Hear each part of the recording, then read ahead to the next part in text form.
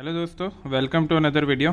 तो आज की वीडियो का हमारा टॉपिक है बेसिक प्रिंसिपल्स ऑफ आयुर्वेदा। ठीक है, तो यूनिवर्सिटी एग्ज़ाम्स की बात करें तो इसकी जो वेटेज है करीब 2 से 3 मार्क्स की है, कोई ज़्यादा वेटेज इसकी है नहीं।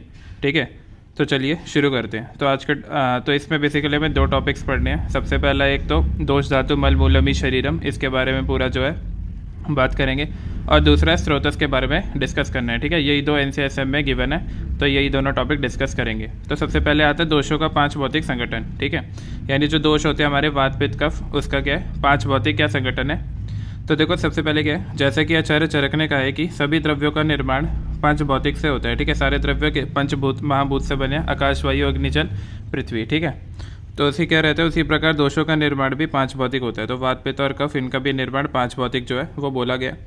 और यहाँ तक कि शरीर की उत्पत्ति भी 5 भौतिक होती है। तो हर चीज़ की उत्पत्ति क्या 5 भौतिक है। किसी द्रव्य की उत्पत्ति हेतु अन्य महाभूतों की अपेक्षा होती है। कोई महाभूत अकेले द्रव्य उत्पत्ति हेतु समर्थ नहीं होता। ठीक है, यानी सारे महाभूत की रिक्वायरमेंट जो है होनी चाहिए। परंतु आचार्यों में महाभूतों से त्रिदोष की उत्पत्ति को लेकर मतांतर है। मतलब इसमें क्या है, अलग अलग इसमें मत है। तो देखो इसमें श्लोक आता है, काफ़ी इंपॉर्टेंट है, अष्टांग हृदय का है। ठीक है, याद करना है अपने को। क्या है, वायवाकाश धातुभ्याम वायु, आग्नेयम पित्तम, अम्बह पृथ्वीभ्याम श्लेष्मा। ठीक है, उसके बाद आता है इसमें, तो इसका मतलब क्या है, अर्थात इसका मतलब है कि अष्टांग संग्रह के अनुसार वायु और आकाश महाभूत वात को, ठीक है, तो वात किससे बनता है, वायु और आकाश महाभूत, ये हम पहले भी बात कर चुके हैं। अग्नि महाभूत पित्त को तथा जल एवं पृथ्वी महाभूत श्लेष्मा को उत्पन्न करने में सहायक होते हैं। ठीक है, यद्यपि प्रत्येक दोष की उत्पत्ति में सभी महाभूतों का योगदान जो है होता है, सारे महाभूतों का होता है, बट कुछ जो है डोमिनेटिंग होते हैं, तो इसमें उसका डोमिनेंस है। तथापि जिस महाभूत का प्राधान्य होता है उसी से उसे पहचाना जाता है। ठीक है, वो वाला श्लोक याद करना है। नेक्स्ट आता है, तत्र वायु आत्मा पित्तम अग्नेयम श्लेष्मा सौम्यम इति। तो इसमें क्या बोला गया है कि आचार्य सुश्रुत के अनुसार, वो क्या था, अष्टांग संग्रह के अनुसार है, ये सुश्रुत के अनुसार है। सुश्रुत के अनुसार वात की उत्पत्ति वायु महाभूत से, पित्त की उत्पत्ति अग्नि महाभूत से, और कफ की उत्पत्ति जल से होती है। ठीक है, बहुत इंपॉर्टेंट है, श्लोक याद नहीं करोगे तो चलेगा, बट ये वाली चीज़ याद होनी चाहिए आपको। तो इसमें क्या, वात पित्त और कफ 3 दोष होते हैं हमारे। वात क्या है, वायु प्लस आकाश। ठीक है, पित्त अग्नि, कफ जल प्लस पृथ्वी से बना हुआ है। ये अष्टांग संग्रह के अनुसार और सुश्रुत, दोनों के अनुसार आपको क्लियर होना चाहिए। सुश्रुत वाला मेन जो है आप ध्यान में रखो, और अष्टांग वाला भी ध्यान में रखो। नेक्स्ट आता है धातुओं का 5 भौतिक संगठन की बात करें। हम क्या बात करें, दोष धातु मल मूलम ही शरीरम। तो दोष की बात हो गई, वात पित्त कफ। अब धातु की बात करें, धातु हमें पता है कितने होते हैं, 7 होते हैं। रस रक्त मांस मेद अस्थि मज्जा शुक्र। तो देखो क्या होता है, शरीर में उपस्थित धातु भी अन्य शरीर घटकों के समान पंच महाभूत से ही निर्मित होते हैं। रस धातु में जल की बहुलता होती है, ये पहले भी हम डिस्कस कर चुके हैं। रक्त में तेज और जल, मांस में पृथ्वी, मेद में जल तथा पृथ्वी, अस्थि को पृथ्वी और तेज, मज्जा तथा शुक्र को जल प्रधान जो है बताया गया है। तो ये वाला टेबल है, ये वाला टेबल काफ़ी इंपॉर्टेंट है, हमेशा पूछा जाता है। तो ये याद कर लो कि डलन का मत क्या है, चक्रपाणी का मत क्या है। तो आप डलन वाला याद कर लो, चक्रपाणी का ठीक है, मोरल सिमिलर ही है। नेक्स्ट आता है मल की बात करें, मल क्या रहता है। तो मल भी अन्य के अनुसार जो है पंच महाभूत से युक्त होते हैं। मलों में पुरीष में पार्थिव महाभूत की प्रधानता है, स्वेद में जल महाभूत की प्रधानता, और मूत्र में अग्नि और जल की प्रधानता होती है। तो ये वाला श्लोक है, याद करना है तो कर लो, नहीं तो कोई ज़रूरत नहीं है। मूत्रम जलनात्मकम पुरीशम पार्थिवम आर्तव आग्नेयम स्वेद स्तन्यम च आप्यम। ठीक है, फिर इसमें रहता है एक टेबल है, क्या, पुरीष में पार्थिव, स्वेद जल, और मूत्र में अग्नि प्लस जल। ठीक है, तो ये वाली बात ध्यान रखनी है। तो दोष धातु मल मूलम ही शरीर में इतना ही है कि दोष धातु आएगा तो सबका आप क्या करोगे, डिस्ट्रीब्यूशन बता दोगे। नेक्स्ट टॉपिक की बात करें हम, स्त्रोतस। देखो स्त्रोतस काफ़ी इंपॉर्टेंट टॉपिक है। ठीक है, हर जगह आता है, एनाटॉमी में भी आता है आपका, तो इसे ध्यान से पढ़ना है और याद करना है। तो देखो स्त्रोतस क्या रहता है, स्त्रोतस शब्द जो है सुस्त्रवणे धातु से उत्पन्न हुई है। ठीक है, किससे, सुस्त्रवणे धातु से उत्पन्न हुई है, जिसका अर्थ है निसरण, निश्चाव, रिसना, पावन, पावन मतलब फिल्ट्रेशन, तथा अतिवेदन है, परमिएट। तो आचार्य चरक ने शरीर में रसादि पोषक धातुओं का स्त्रवण तथा अभिवहन करने वाले सभी मार्गों को स्रोतस कहा है। ठीक है, तथा शरीर में जितने भी मूर्तिमान भाव विशेष हैं उतने ही प्रकार के स्रोतस भी हैं। मतलब जितने मूर्तिमान भाव विशेष है उतने ही क्या होते हैं, स्रोतस भी होते हैं। और शरीर में किसी भी भाव विशेष की उत्पत्ति, वृद्धि एवं क्षय स्रोतों के बिना संभव नहीं है। स्रोतस जो है ना बहुत इंपॉर्टेंट रोल प्ले करते हैं। ठीक है, तथा जिन रचनाओं में श्रवण की क्रिया होती है उसे स्रोतस कहा जाता है। तो सिंपल बात है, जिसमें श्रवण की क्रिया होती है उसे स्रोतस कहा जाता है। तो देखो अगर सिंपल भाषा में बात करें तो स्रोतस क्या है, बेसिकली चैनल्स हैं, डक्ट है या ट्यूब है, हॉलो है, जिसके थ्रू जो है चीज़ें पास होती है, कोई भी सेक्रीशन, कोई भी फ्लूइड और कोई भी चीज़। तो इसमें एक श्लोक आता है, श्रवणा स्रोतांसी, यानी जिसके द्वारा श्रवण की क्रिया होती है, सेक्रीशन होता है, सिर्फ स्रोतस कहते हैं। चरक के अकॉर्डिंग ये वाली बात है। नेक्स्ट आता है, नेक्स्ट बात करें अर्थात जिसमें श्रवण क्रिया होती है उसे स्रोतस कहते हैं, सिंपल। नेक्स्ट आता है, ये वाला भी श्लोक याद कर लेना, स्रोतांसी खलु परिणामम अपद्यमानानाम धातुनाम अभिवाहिनी भवत्यर्थेन। ठीक है, तो इसमें क्या अर्थात पूर्व रसादि धातु, रसादि यानी रस रक्त मांस में अस्थि मज्जा शुक्र को त्याग कर उत्तरोत्तर रक्तादि धातुओं में बदलते परिवर्तनशील धातुओं का अभिवहन करने वाले मार्ग या रचना विशेष को स्रोतस कहते हैं। अयन मुखानी गति, ये वाला श्लोक याद नहीं करना, एक बार रीड कर लेना, ठीक है, ये वाला इंपॉर्टेंट है और पहले जो मैंने बोला। नेक्स्ट आता है, इसमें बात करें आचार्य चक्रपाणी ने टीका करते हुए कहा है कि जिनके द्वारा द्रव्यों की गति अथवा एक स्थान से दूसरे स्थान तक वहन होता है, और वही क्या होते हैं, स्रोतस, है ना, यही बोला था।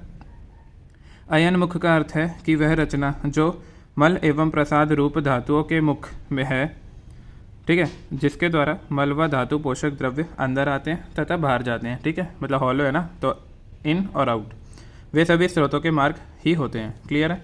नेक्स्ट इसमें श्लोक आता है, बहुत इंपॉर्टेंट श्लोक है, ये 3 श्लोक तो आपको याद करने, एक ये वाला और एक पहले जो बोला मैंने, क्या मूलात खदांतर देहे प्रसिद्धत्व अभिवाही यत स्त्रोतस्थिति विज्ञेयम सिराधमनी वर्जितम, यानी आचार्य सुश्रुत के अनुसार स्त्रोतस मूल आकाशीय अंश से उत्पन्न सर्वदेह में फैला हुआ तथा अभिवहन करने वाला, ऐसी व्याख्या की है, और इसी के साथ यह स्त्रोत सिराधमनी से वर्जित होता है, अर्थात अलग है, मतलब सिराधमनी के अलावा जो है होता है, और इसमें जो है गिवन है। नेक्स्ट आता है कि जहाँ तक स्त्रोतस सिरा और धमनी के कर्म का संबंध है, ठीक है, वहाँ तीनों वहन का कार्य करते हैं, ठीक है, सिरा और धमनी भी वहन का ही कार्य करती है ना, उनके द्वारा भी गति होती है, उनके अंदर जो है फ्लूइड बहता है, तीनों आकाशीय अंश है, फिर भी सिरा धमनी वर्जित कहा गया है, जबकि सिरा धमनी द्रव्यों का वहन कर सकती है, आकाशीय अंश भी है, किंतु स्रोतस होने के लिए इतना काफ़ी नहीं है, ठीक है। अगर आप बोलो ये दोनों क्राइटेरिया हैं तो ऐसा नहीं है।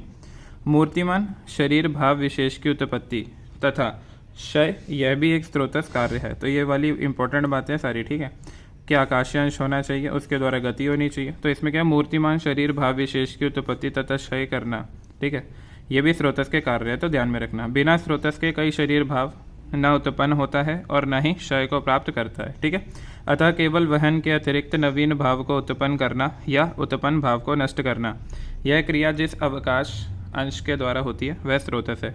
ये सारी स्रोतस के बारे में डेफिनेशन है। स्रोतस बहुत इंपॉर्टेंट टॉपिक है, 5 नंबर में क्वेश्चन आता है डायरेक्ट इसमें, ठीक है, ये करती है, अतः वह सिरा धमनी से पृथक है, तो ये ना ही क्षय को प्राप्त होती है। तो वही है कि बिना स्रोतस के कोई शरीर भाव उत्पन्न नहीं होता और ना ही क्षय को प्राप्त होता है, तो स्रोतस ही सबका मूल भाव है। नेक्स्ट आता है, इसमें बात करें, अतः केवल वहन यानी मूवमेंट के लिए अतिरिक्त नवीन भाव को उत्पन्न करना या उत्पन्न भाव को नष्ट करना, यह क्रिया जिस अवकाश अंश के द्वारा होती है वह स्रोतस है, अतः वह सिरा धमनी से पृथक है। सिरा धमनियों में सरण युक्त वहन और ध्वान रूप वहन क्रमशः होते हैं। क्लियर है, ये सारी स्रोतस के बारे में बात हो गई। नेक्स्ट टॉपिक आता है हमारा स्रोतस के कार्य क्या है, कि फंक्शन क्या होते हैं। तो देखो सबसे पहला है मूर्तिमंत भावों की उत्पत्ति और विनाश स्रोतस पर ही निर्भर करता है, ठीक है। नेक्स्ट स्थायी तथा अस्थायी धातुओं की उत्पत्ति तथा अस्थायी धातुओं का वहन, ये होता है पोषक अंश को लेकर यथा स्थान यथा प्रमाण पोषण कार्य अनवरत रूप से चालू रखना स्रोतस का प्रमुख कार्य है, ठीक है। तो ये सारे क्या रहते हैं, इसके फंक्शन रहते हैं। क्लियर है। नेक्स्ट आता है, नेक्स्ट इंपॉर्टेंट बात है संख्या क्या होती है। संख्या की बात करें, शरीर स्रोतोमय है, यानी सारे स्रोतस पूरे शरीर में फैले हुए हैं, जितने मूर्तिमान भाव विशेष है उतने स्रोत हैं, और ये भाव अत्यधिक होने के कारण स्रोत अपरिसंख्यायी होते हैं, ठीक है, यानी अनलिमिटेड संख्या, इनकी कोई गिनती नहीं है। परंतु स्रोतों का मूल दृष्टि कारण तथा चिकित्सा इनको ध्यान में रखते हुए चरक ने क्या किया, स्रोतसों का वर्गीकरण कर दिया, और इस दृष्टि से स्रोतों की परिसंख्या है। आचार्य चरक ने संख्या मानी है 13, तो याद रखने वाली बात है, ये एमसीक्यू और वाइवा में आता है। चरक ने 13 मानी है और सुश्रुत ने 11 युग्म में माना है, यानी टोटल 22, 11 2 22 इसकी संख्या मानी है, ठीक है। ये वाली टेबल बहुत इंपॉर्टेंट है, ये याद करनी है कि किस किस के क्या क्या स्रोतस जो है होते हैं। क्या है, टोटल 13 है ना, तो क्या क्या है देखो, नाम क्या है? प्राणवह, उदक, अन्नवह, स्रोतस, रस, रक्त, मांस में, दस्ती, मज्जा, शुक्र। 7 तो देखो यही हो गए, तो ऐसे याद करो। देखो पहले 3 याद हो गए, उसके बाद 7 क्या है? धातु, फिर मूत्र, पुरीश और स्वेद, हमारे जो मल होते हैं। ठीक है, 3 7 3, टोटल कितने हो गए? 13। इसके चरक के अनुसार, सुश्रुत के अनुसार, दोनों अलग अलग याद करने ही पड़ेंगे इसमें, कि प्राण का जो है हृदय और मांसरोतस रहता है, तालुक, लोम है, अमाशय और वामभाष्य है। ठीक है, श्लोक के द्वारा याद कर लो या वैसे याद कर लो, तो याद तो करना है। ये मोस्ट इंपॉर्टेंट है स्रोतस में, MCQs में डायरेक्ट आता है कि प्राणमय स्रोतस में क्या होता है और किस में क्या होता है। ठीक है, तो ये स्रोतस के रिगार्डिंग था, तो दोनों टॉपिक हमने कवर कर लिए। ठीक है, तो इसी के साथ जो है बेसिक प्रिंसिपल्स ऑफ आयुर्वेदा जो है ख़त्म होता है। आई होप आपको वीडियो अच्छी लगी होगी। मिलते हैं अगली वीडियो में, तब तक के लिए बेस्ट ऑफ लक, पढ़ते रहिए।